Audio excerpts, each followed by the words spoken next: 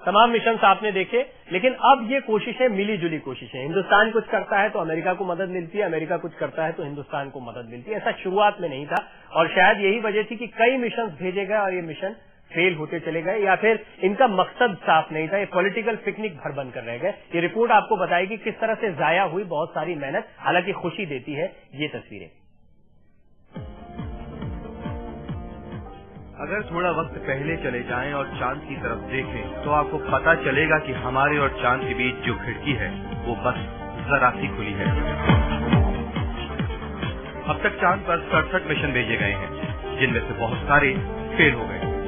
जो सही सलामत पहुंचे वो भी बस अंतरिक्ष यात्रियों की पॉलिटिकल पिकनिक बनकर रह गए। सोवियत संघ और अमेरिका के बीच एक दौर में चांद को मुट्ठी में करने की जंग सी छिड़ी हुई थी, लेकिन उस समय मकसद सिर्फ अंतरिक्ष में घूम आना, वहाँ झंडा गाड़ देना, थोड़ा बहुत रिसर्च, कुछ काम की जानकारियां, कुछ नमूने ले आना, यहाँ तक ही सीमित था। शुरुआत में रोबोटिक मिशन भेजे गए, लेकिन उनमें सोवियत संघ को आगे निकलता देख अमेरिका ने चांद पर चहलकदमी करने के लिए आदमी भेजने का मिशन बनाया और 20 जुलाई 1969 को ये सपना भी पूरा हो गया। नील आर्मस्ट्रांग और बज ऑल्ड्रिन ने चांद पर चहलकदमी की। उसके बाद ये होड़ भी अपना वजूद खो गई और चांद की तरफ से हमारा ध्यान हट गया। आपको जानकर अचरज होगा कि हमारे पास मंगल ग्रह के बारे में चांद से ज्यादा जानकारियां हैं, जबकि चांद पर हम 1960 के दशक में ही उतर गए थे। 70 के दशक में अमेरिका और सोवियत संघ दोनों ने ही चांद पर मिशन भेजना बंद कर दिया। इसके बाद सोवियत संघ ने कोई मिशन नहीं भेजा, जबकि अमेरिका सिर्फ ऑर्बिटर से काम चलाता रहा। लेकिन 90 के दशक में तस्वीर फिर बदली। 1990 में जापान ने एक ऑर्बिटर मिशन भेजा, जिसमें चांद पर पानी के निशान मिलने की संभावना दिखाई दी और हीलियम 3 नजर आई। हीलियम 3 को अब भविष्य का ईंधन माना जा रहा है। हाल फिलहाल में चीन ने चेंगी नाम का ऑर्बिटर 2007 में भेजा। पहले के मुकाबले अब चांद पर जाने वाले मिशन को लेकर सोच में बदलाव आया है। अब मिशन की उपयोगिता पर गौर किया जाता है। कितना खर्च होगा, इस खर्च से क्या मिलेगा, ये अहम आधार है। आज की अंतरिक्ष क्रांति और इसमें चंद्रयान आगे आगे तिरंगा लेकर चलता नजर आता है। Special desk live India. हमारी हिंदुस्तान की चंद्रयान 1 की सबसे बड़ी कामयाबी ये भी है कि इसने दुनिया को एक किया है। चंद्रयान के साथ 10 इंस्ट्रूमेंट गए हैं जो दुनिया भर के तमाम देशों ने अपने सहयोग के तौर पर दिए और ये बताता है कि किस तरह पूरी दुनिया एक है। एस्ट्रोनॉमी के लिहाज से अगर बात करें या फिर एक्सप्लोर करने को लेकर, किस तरह से हम धीरे धीरे धरती के बाहर निकल रहे हैं, दूसरे ग्रहों को भी एक्सप्लोर करने की कोशिश कर रहे हैं और इसमें वैश्विक समुदाय का सहयोग भी मिल रहा है और चंद्रयान 1 इसकी बेहतरीन मिसाल है। चंद्रयान के सेंसर खराब होने, एक सेंसर खराब होने की वजह से कुछ दिक्कतें भी आई, लेकिन 2 सेंसर की मदद से वो अब भी काम कर रहा है। इस वक्त जो आप देख रहे हैं वो चंद्रयान के द्वारा भेजी गई ताजा तस्वीरें हैं। यानी चंद्रयान अपने इन 2 सेंसर्स की मदद से भी बेहतरीन काम कर रहा है। दुनिया भर के तमाम साइंटिस्ट की आने वाले कुछ दिनों में एक मीटिंग भी होने वाली है जिसमें यह तय किया जाएगा कि चंद्रयान से कब तक काम करवाना है।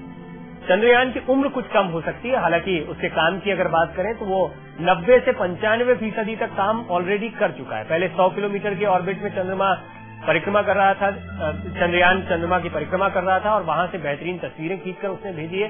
अब ऑर्बिट को 200 किलोमीटर कर दिया गया है जो पहले से तय था, लेकिन एक सेंसर खराब होने की वजह से दिशा में कुछ भटकाव है। इसके बावजूद 2 सेंसर की मदद से फिलहाल वो काम कर रहा है और ये ताजा तस्वीरें आप देख रहे हैं जो चंद्रयान इस वक्त धरती तक पहुंचा रहा है।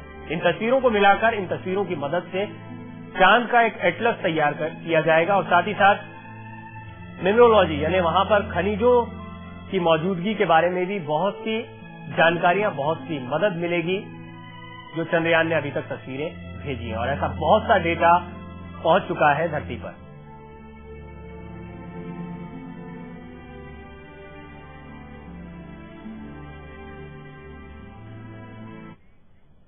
ये तो बात हुई चंद्रयान 1 की, लेकिन आने वाले मिशन किस तरह के, फ्यूचर में हिंदुस्तान कहां स्टैंड करता है उस पर नजर डालते हैं इस रिपोर्ट में। चंद्रयान ने पूरे चांद के चप्पे चप्पे की 3D मैपिंग करने के लिए 40,000 से भी ज्यादा तस्वीरें ली और कीमती डाटाबेस बनाने के लिए वैज्ञानिकों को कच्चा माल दिया। हालांकि ये मिशन उतना लंबा नहीं चलता दिख रहा जितने की उम्मीद थी। इस मिशन से जो जानकारियां मिली थी उसकी मदद से ये जानने की कोशिश की जाएगी कि आगे चांद पर जो कॉलोनियां बनेंगी उनके लिए चांद पर सबसे अच्छी जमीन कहाँ है। उम्मीद है कि हमारी अंतरिक्ष क्रांति यहीं नहीं रुकेगी। आने वाला कल बहुत से काम, बहुत सी चुनौतियां लेकर आ रहा है। चंद्रयान 1 के बाद चंद्रयान 2 भेजा जाएगा। इसके लिए मंजूरी मिल चुकी है। इस मिशन में एक रोवर चांद पर भेजा जाएगा जो चांद पर तमाम सैंपल्स इकट्ठे करेगा। चंद्रयान 2 मिशन 2013 में जाने वाला है और इसके बाद 2020 तक चांद पर 2 भारतीयों को भेजने की तैयारी है। यानी भारत का पहला मैन टू मून मिशन 2020 के आसपास लॉन्च किए जाने की संभावना है। इसके लिए प्लानिंग और जरूरी संसाधनों के साथ साथ बड़े बजट की भी जरूरत होगी। हालांकि Bharat man to moon mission को अपनी कोशिशों से किफायती बनाने में लगा हुआ है। Special desk live India. या उम्मीद करते हैं 2020 तक हमारा ये सपना पूरा होगा। हालांकि चंद्रयान 1 की कामयाबी ये बताती है कि किस तरह से हिंदुस्तानी वैज्ञानिक पूरी तरह से तैयार हैं इन सपनों को साकार करने के लिए। इस खास पेशकश में फिलहाल इतना ही। नमस्कार।